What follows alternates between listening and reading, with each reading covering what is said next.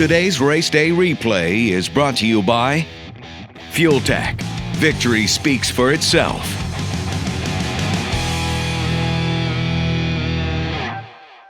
The other lane, they're going side by side.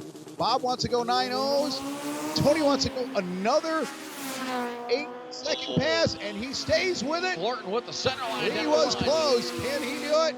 Yes, he can. He improves on his earlier 883 with an 882. And look at Bob Breach, 899, side by side, 8-second passes for the Friends. We drive people. We drive bracket racing. Because reliability, accuracy, and consistency is what goes round and wins races.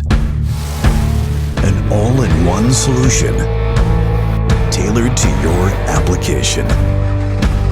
Walk the pits and you'll begin to see Fuel Tech everywhere.